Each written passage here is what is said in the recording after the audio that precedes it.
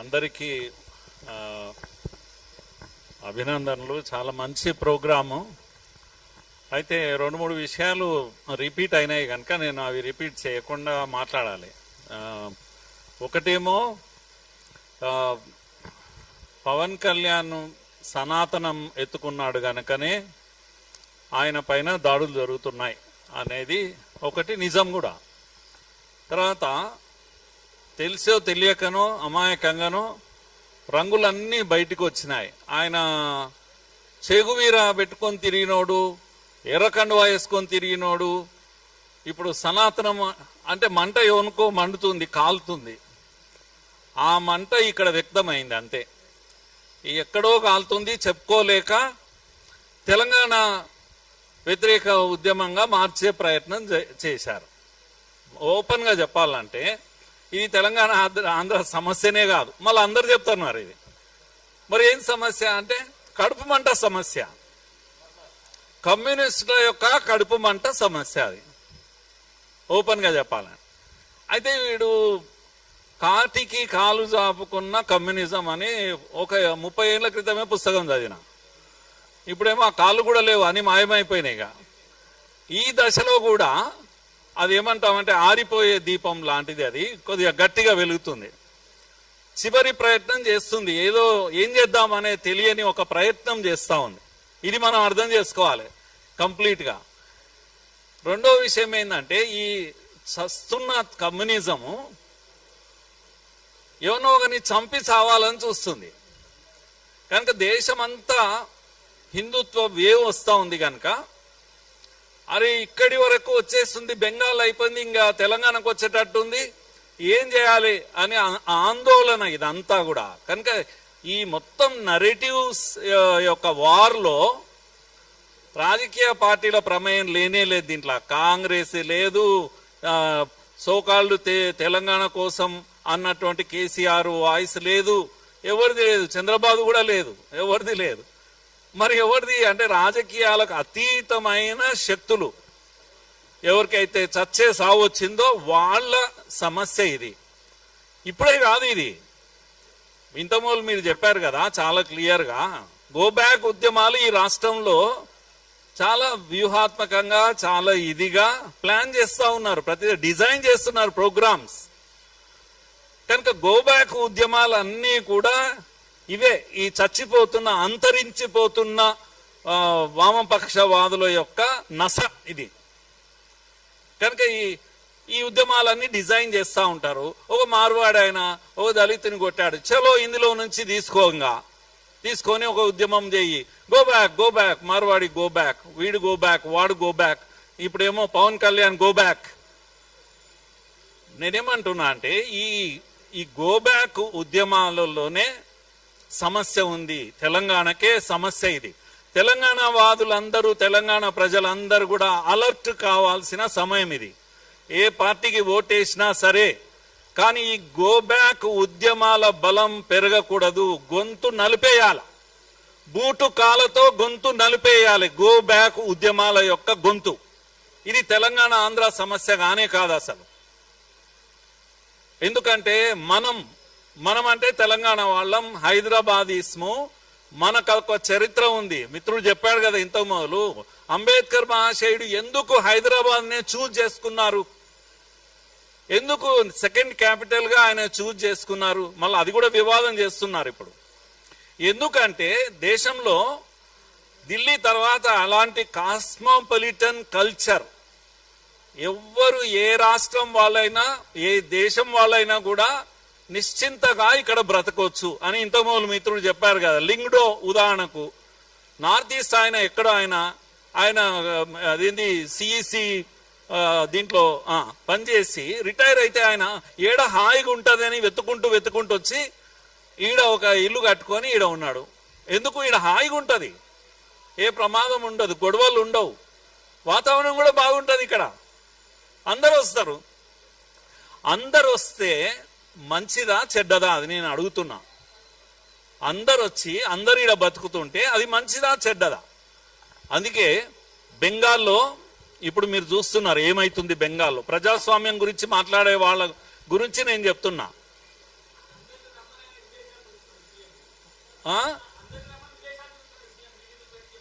చెప్తున్నారు.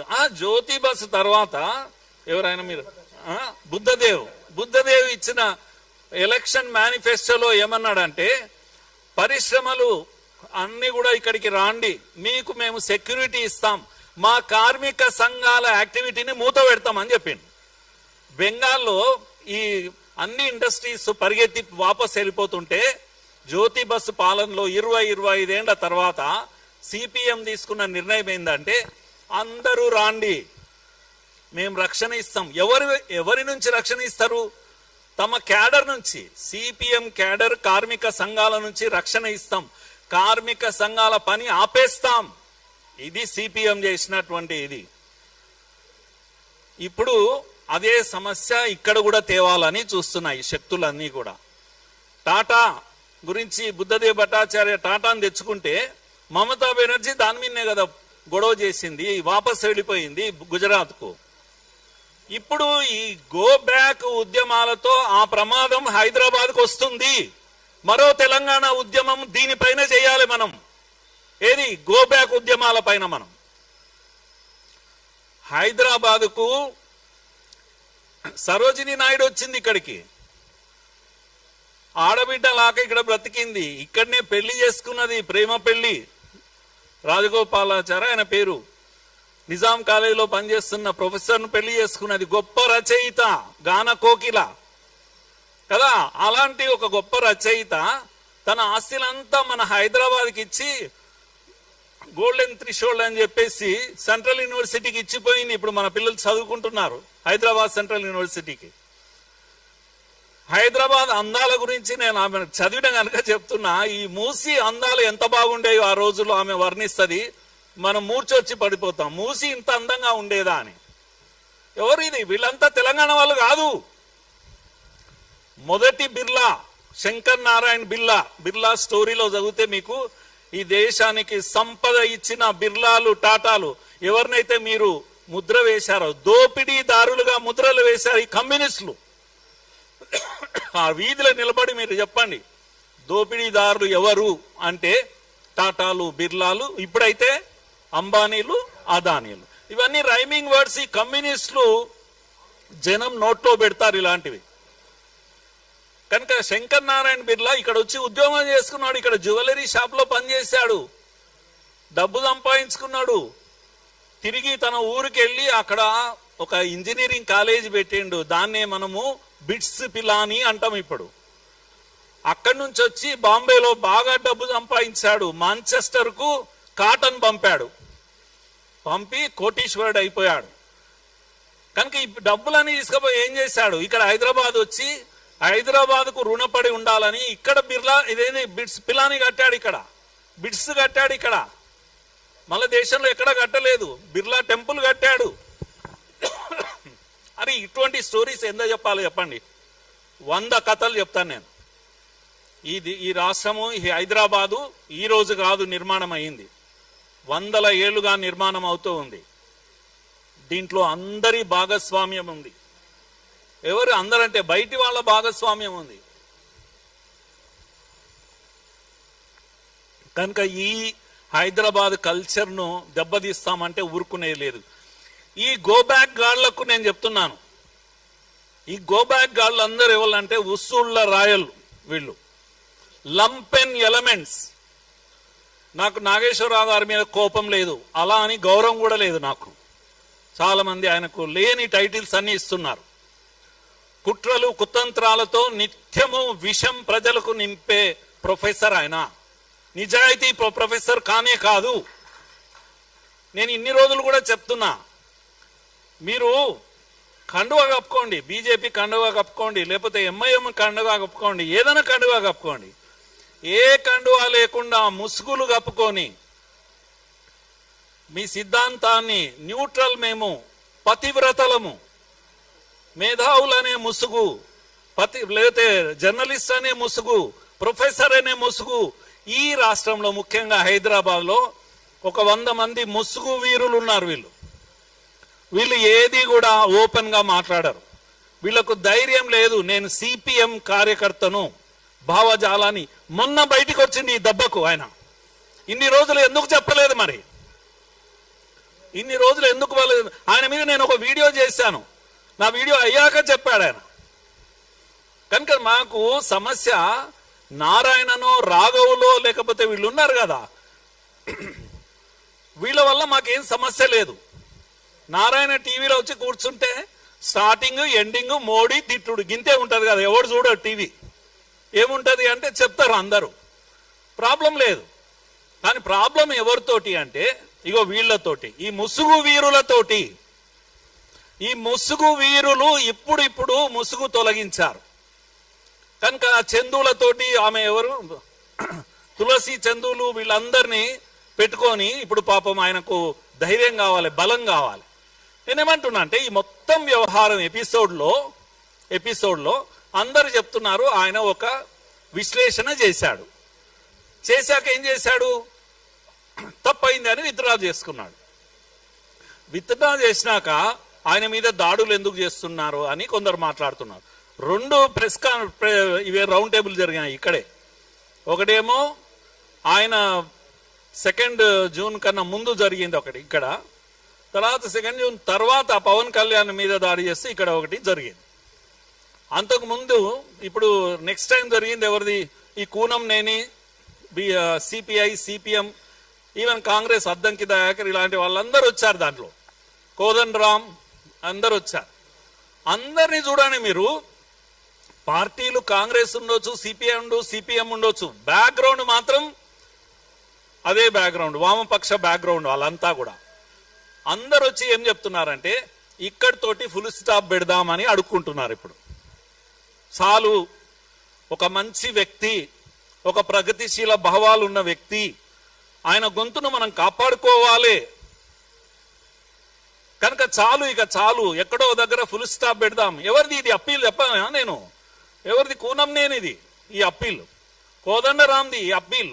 ఎందుకు దాడి చేస్తున్నారు ఆయన మీద? ఎవరు దాడి చేశారు? ఎవరు దాడి చేశారు? మీరు విత్డ్రా చేసుకున్న తర్వాత నేను అడుగుతున్నా నేరుగా, విత్డ్రా చేసుకున్న తర్వాత వాళ్ళు ఎవరు? ఈ యొక్క లంపెన్ ఎలిమెంట్స్, ఇంతకుముందు చెప్పాను కదా, వీధి మీద పడి వసూళ్లు చేసుకునేటువంటి గో బ్యాక్ గాళ్ళు కొంతమంది రౌండ్ టేబుల్ పెడితే మీరు వెళ్ళి అక్కడ కూర్చుంటారా? వాడి పిచ్చి అరుపులను, డర్టీ వర్డ్స్ను, లాంగ్వేజ్ను, అందులో ముసలాయన కూడా ఉన్నాడు, వయసు మరిచిపోయి మాట్లాడిన ఆ భాషను, అవన్నిటిని మీరు ఎండార్స్ చేశారు. అయ్యో తప్పు, నేను విత్డ్రా చేసుకున్నా కదా, ఎందుకు అలా మాట్లాడుతున్నారు అన్నాడు ఆయన? లేదు, అనలేదే. కనుక ఇది ఇక్కడితో ఆగదు అని అంటున్నాను నేను. ఇక్కడితో ఆగేది కాదు. కనుక మన ఫైట్ ఎవరి మీదనంటే ఈ యొక్క పొలిటికల్ పార్టీస్ పైన కాదు, ఇది ఒక ఐడియాలజికల్ ఫైట్, ఇది సిద్ధాంతపరమైన పోరాటం. ఇది మనము బలమైన తెలంగాణ వాదులము, మనము బూటకపు తెలంగాణ వాదులు వచ్చి ఈరోజు తెలంగాణ వాదిని నెత్తికెత్తుకొని దీనికి రాజకీయ రంగు రూస్తా ఉన్నారు. తెలంగాణ అనే భావన ఏదైతే ఉందో అది పవిత్రమైనది. ఎవడంటే వాడు వచ్చి అడ్డంగా వాడుకుంటామంటే చూస్తూ ఊరుకునేది లేదు. కనుక ఇంత మొదలు శశి చెప్పాడు కదా, కేసీఆర్ ఉద్యమంలోకి రాకముందు నుంచి 94లోనే మేము ఇక్కడ ఈ గోదావరి నుంచి శ్రీశైలం వరకు సస్యశ్యామల యాత్ర తీశాం మేము. కనుక కేసీఆర్ కు ఆలోచన రాలేదు అప్పటికి, ఇంకా పవర్ ఎంజాయ్ చేస్తున్నారు అప్పుడు. అంతేకాదు 97లోనే బీజేపీ రెజల్యూషన్ కన్నా, కాకినాడ తీర్మానం కన్నా 1 year బిఫోర్ 97లోనే 97 బిగినింగ్ లో ఏబీవీపీ నెల్లూరులో తీర్మానం చేసింది తెలంగాణ ప్రత్యేక రాష్ట్రంగా ఏర్పడాలి అని. ఇది ఏది దేశాన్ని, జాతీయవాదాన్ని నమ్మే ఏబీవీపీ నెల్లూరుకు వెళ్లి తీర్మానం చేసింది. ఆంధ్ర కార్యకర్తలను, ఏబీవీపీ కార్యకర్తలను కాన్ఫిడెన్స్ లోకి తీసుకొని తీర్మానం యునానిమస్ గా చేశాము. నేనే తీర్మానం పెట్టాను. ఆ తర్వాత బీజేపీ కూడా దాన్ని టేకప్ చేసింది. సో ఇలాంటి ఒక చరిత్ర ఉన్న వాళ్ళం మనము. కనుక తెలంగాణ వాదంలో అందరికన్నా ముందున్న వాళ్ళము మనమే. తర్వాత అందరూ జైన్ అయ్యారు, అది వేరే విషయం. దాంట్లో కారణాలు ఉన్నాయి. నేనేమంటున్నా, మీరు పెట్టిన ప్రెస్ కాన్ఫరెన్స్ లో ఎవరి కొరకు పెట్టారు? నాగేశ్వర్. అందుకే నేను ఇప్పటి నుంచి ప్రొఫెసర్ నాగేశ్వర్ను, మీరు దయచేసి ప్రొఫెసర్ అనకండి. ఆయన ప్రొఫెసర్గా ఆయన చరిత్ర కూడా బాగలేదు. ఆయన యూనివర్సిటీలో 10 గంటలకు వచ్చి పాఠం చెప్పుకొని పరిగెత్తాలి, ప్రైవేట్గా చాలా కాలేజెస్లో క్లాసులు ఇవ్వాలి, డబ్బులు కలెక్షన్ చేసుకోవాలి, తర్వాత టీవీ 10లో కూర్చోవాలి, ఈవినింగ్ వరకు డబ్బు డబ్బు డబ్బు, ప్రతి నిమిషము డబ్బు, పాఠం చెప్పితే డబ్బు, మాట్లాడితే డబ్బు, మాట్లాడకుండా ఉండడానికి కూడా డబ్బు. ఇది డబ్బు కోసం ఎవరినన్నా అడగండి ఆయనను. ఆయన చేసే ప్రతి చర్య డబ్బు కోసమే, మాట్లాడేది అందుకోసమే, మాట్లాడకుండా ఉండడము అందుకోసమే, లెఫ్ట్ అండ్ రైట్ సంపాదన కోసమే జీవితాన్ని అర్పించాడు. అందుకే సిపిఎం చెప్పుకుంటే పైసలు రావని చెప్పుకోలేదు. ఎందుకంటే సిపిఎం సిపిఐకు మార్కెట్లో వాల్యూ లేదు, దానికి మార్కెటింగ్ లేదు, అందుకని చెప్పుకోలేదు. ఇప్పుడు పరువు కాపాడుకోవడానికి కండువా వేసుకోనికి రెడీ అయ్యాడు. ఎందుకంటే వైసీపీ కండువా కప్పుతున్నారు, లేకపోతే అది చెప్తే ఉన్న ఇజ్జత్ పోయేటట్టుంది. సో ఇవన్నీ నిజాలు కాదనలేను, కాదని చెప్పమను. కనుక మీరు పేటీఎం గీటీఎం అంటే నాకు చాలా బాధ అనిపిస్తుంది. నాగేశ్వరరావు పేటీఎం కాదు, ప్యాకేజ్ లెవెల్ మనిషి అతను. కనుక నాలుక ఎట్లయినా మడత పెట్టవచ్చు, డబ్బు సంపాదించవచ్చు. ఈ విద్య తెలిసినటువంటి గొప్ప స్కాలర్. అందుకే ఆయనను అంతగా గౌరవించాల్సిన పని కాదు. ఇప్పుడు జరుగుతున్నది అంతా కూడా, ఇప్పుడు ఆయన రంగు ఏదైతే ఉందో రంగు మారింది. సిపిఎం నాగేశ్వర్ అని చెప్పాలి దయచేసి, ప్రొఫెసర్ నాగేశ్వర్ కాదు, సిపిఎం నాగేశ్వర్ గా ఇప్పుడు అవతారం ఎత్తాడు. ప్రతిరోజు మీరు ప్రతి వీడియోలో నేను సిపిఎం నాగేశ్వర్ను మాట్లాడుతున్నాను అని మాట్లాడండి. అప్పుడు మీకు నారాయణకు ఒకటే వాల్యూ ఉంటుంది మార్కెట్లో, మాకేం ప్రాబ్లం ఉండదు. మీరు ప్రతిరోజు వాళ్ళు కూడా సిగ్గుపడతారు. మీరు ప్రతిరోజు మోడీని తిట్టండి దయచేసి, కానీ మీ పేరు సిపిఎం నారాయణ అని చెప్పండి, సిపిఎం నాగేశ్వర్ అని చెప్పండి, మాకేమీ ఇబ్బంది లేదు. సిపిఎం నాగేశ్వర్ కనుక ఇవన్నీ చూడాలి. కనుక నేను ఈ మధ్యలో పవన్ కళ్యాణ్ ఏం మాట్లాడు, నేను లీస్ట్ వరీడ్, అది ఇష్యూనే కాదు. అది అంత వరీ కావాల్సింది ఏంటంటే, ఇది చివరి పోరాటం నిజంగా కూడా. హైదరాబాద్ లో బూటకపు తెలంగాణ వాదం వచ్చి రంగు ముసుగు వేసుకొని ప్రజలను తప్పుదారి పట్టించే ప్రయత్నం జరుగుతుంది. ఇన్ని గోబ్యాక్ ఉద్యమాల్లో నేను ఒక ప్రశ్న ఇస్తున్నా, గోబ్యాక్ గాళ్లకు ఏమని ప్రశ్న ఇస్తున్నా అంటే, మీరు బాగుందిరా భయ్, మీరు సమస్య తీసుకుంటున్నారు, పోతున్నారు. ఒక ఆయన పొలాలకు పోతాడు, ఇంకొక ఆయన దుకాణాలకు పోతాడు, ఈడికి పోతాడు, మైకు పట్టుకుంటారు, అరే చూడండి కబ్జా పెట్టిండు. అరే పవన్ కళ్యాణ్ అనేటోడు 10 ఎకరాలు కబ్జా పెడితే మీ పోయి ప్రభుత్వం మీద ఎందుకు ఉద్యమం చేయరు? రేవంత్ రెడ్డి మీద ఎవడు ఇవన్నీ ఆపాల్సింది? ప్రభుత్వం కదా, టార్గెట్ ప్రభుత్వాన్ని చెయ్యి, పవన్ కళ్యాణ్ కాదు. కబ్జా కోర్లు 1000 మంది ఉన్నారు. పవన్ కళ్యాణ్ అనే పేరు ఒక్కటే కాదు కదా, కబ్జా కోర్లు 1000 మంది ఉన్నారు ఈ హైదరాబాద్ లో. వాళ్ళను నువ్వు ఎక్స్పోజ్ చేయాలి. నీ ఉద్యమము రేవంత్ రెడ్డి మీద చేయాలి. ఎవడు రేవంత్ రెడ్డి మీద చేయడు. చాలా బ్యూటిఫుల్ అండర్స్టాండింగ్ ఉంటుంది గోబ్యాక్ గాళ్లకు రేవంత్ రెడ్డికి. నేనేమన్నా గోబ్యాక్ మార్వాడీస్ అన్నప్పుడు వాళ్ళు మాట్లాడుతూ మార్వాడీలు ఇక్కడికి వచ్చారు, గుజరాత్ నుంచి వచ్చారు, దోపిడీ చేస్తున్నారు అంటే అది మళ్ళా అమిత్ షా కనెక్ట్ చేస్తారు అన్నాడు. అయితే గోకుల్ చాట్ లో వాడు చెప్పే సమస్యలు ఎట్లుంటాయంటే, అది క్యూఆర్ కోడ్ పెట్టాడు, వాడు దోపిడీ చేస్తున్నాడు. అరే ఇవన్నీ నేను చెప్తావు, లేకపోతే వీళ్ళ గోల్డ్ స్మిత్ ను వాళ్ళు గోల్డ్ తెచ్చుకున్నారు ఆ ఊర్లో యాదగిరి గుట్టలో, ఇవన్నీ చెప్తున్నాడు. మర్డర్ కూడా అయింది బిజినపల్లిలో, నిజంగా కూడా ఒక గోల్డ్ స్మిత్ మర్డర్ అయింది కదా. ఈడనేమో ఇది పెడతలేడు కదా, ఆడనేమో 10 కోట్లు 20 కోట్లు యాదగిరి గుట్టలో ఎత్తుకపోయిండు. వాడు ఇన్ని జరుగుతుంటే వాడు ముఖ్యమంత్రి అనేటోడు ఉన్నాడా ఈ రాష్ట్రానికి? హోమ్ మినిస్టర్ అనేటోడు ఉన్నాడా? ఆయనను ఎందుకు అడిగారు మీరు? ఎవరిని అడుగుతున్నారు మీరు? నేను డిబేట్లో అడిగాను నేను. కనుక ఈ గోబ్యాక్ వాళ్ళందరూ చివరికి ఏడ దొరుకుతున్నారంటే దొంగలు, వాళ్ళ టార్గెట్ ఏంది అని అంటే హిందుత్వము, సనాతనము. కనుక అది విహెచ్పి అయినా, బీజేపీ అయినా, ఇంకేదైనా, పవన్ కళ్యాణ్ అయినా. కనుక వీళ్ళ టార్గెట్ ఇది సైద్ధాంతిక పోరాటం. దీంట్లో మనము ఈ ఈ యొక్క అప్పుడప్పుడు వాళ్ళు వీళ్ళు మాట్లాడిన మాటలు పట్టుకొని దాని మీద కాదు చర్చ కావాల్సింది.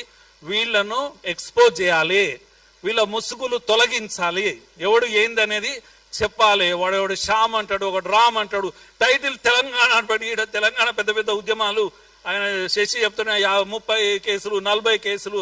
మా వాళ్ళు చాలా మంది ఉస్మానియాకి రాండి చెప్తాను, 70 కేసులు 80 కేసులు ఉన్న వాళ్ళు ఉన్నారు ఇప్పటికి కూడా. వాళ్ళంతా ఎక్కడ పోయిండు? శ్యామ్ గాడు, రామ్ గాడు, తోకగాడు తెలంగాణ అనే టైటిల్ పెట్టుకొని వచ్చి ఈ నాటకాలన్నీ ఏమాడుతున్నారు మీరు ఈ తెర మీద. అయ్యో ఈయన మైకు పట్టుకొని పోతాడు, ఈడ కబ్జా చేస్తాడు. అడుగు రేవంత్ రెడ్డి, ఎందుకు అడుగు? అసలు కేసై ముందు కేసై మొత్తం ల్యాండ్ గుంజుకొని తెలంగాణ ప్రభుత్వం ఎందుకు ఓన్ చేసుకుంటా లేదు? పవన్ కళ్యాణ్ కబ్జా చేసిన ల్యాండ్ను పోయి ఎందుకు కబ్జా చేస్తా, ప్రభుత్వం ఎందుకు స్వాధీనం చేసుకుంటలేదు? నా ప్రశ్న అది. కనుక ఇష్యూ పవన్ కళ్యాణ్ ఎందుకు అవుతుంది? ఇష్యూ కబ్జా కోర్లది. కబ్జా కోర్లని మాట్లాడి ఇంకోటి, కబ్జా కోరు పవన్ ఒకడే ఉన్నాడా? పవన్ లోపలేయండి, ఇంకో 10 మంది పవర్లు ఉన్నారు కదా, వాళ్ళని ఎందుకు పట్టుకోరు మీరు? కనుక మీ ఇంట్రెస్ట్ వేరే ఉంది, మీ రంగు వేరే, మీ రుచి వేరే, మీ కథనే వేరే. మీరంతా కూడా లంపెన్ ఎలిమెంట్స్, వసూలుగాళ్ళు, వీధి వసూళ్లు చేస్తుంటారు చూడండి, అడ్డా వసూళ్లు. ప్రతిసారి ఒక అడ్డాను సెలెక్ట్ చేసుకుంటారు, అడ్డాను సెలెక్ట్ చేసుకొని అడ్డాలో ఉన్న వాళ్ళని భయపెడతారు. కనుక ఎవడన్నా అక్కడి నుంచి వస్తున్నాడు, ఆంధ్రోడు కబ్జా, ఈ పదమే భయపెట్టే పదం. కనుక ఆంధ్రోడు ఏం చేయాలి? లోపల వానికి పైసలు ఇవ్వాలి. అంతా కాంప్రమైజ్ అయిపోతాయి కేసులన్నీ కూడా. మళ్ళీ ఎక్కడ పోతావో తెలియదు. ఏమైంది? మార్వాడీలు అందరూ వెళ్ళిపోయిన రాయి హైదరాబాద్లో అందరూ ఆనే ఉన్నారు కదా, ఒక్కని కూడా బయటికి పంపలేదు. మరి ఎందుకు మానినరు మీరు? ఉద్యమము ఎందుకు ఆపేశారు? ఎంత ముట్టిందన్నా చెప్పాలి. మేము కోర్టులో ఎన్ని కేసులు వేసినామన్నానే చెప్పాలి, లెక్క చెప్పాలి మాకు. కనుక ఈ చెరువు కబ్జాది ఇప్పుడు అయిపోదు బిడ్డ, మిమ్మల్ని నిలదీస్తాం మేము. ఏం చేసావు దాన్ని? పవన్ కళ్యాణ్ తోటి లాక్కున్నావా లేదా? లేకపోతే నిన్ను పట్టుకుంటాం. ప్రతిసారి ఇష్యూ ఎత్తడము, కలెక్షన్ చేసుకొని నోరు మూసుకుంటామంటే ఊరుకుంటామైంది? మీ రంగు బయట పెడతాం. కనుక ఇది మజాక్ కాదు. తెలంగాణ అనే పదాన్ని ఎవడంటే వాడు అడ్డంగా వాడుకోనికే. మేమున్నాం, కాపలాదారులం అందరము. మేమే అసలైన తెలంగాణ వాదులం. Thank you.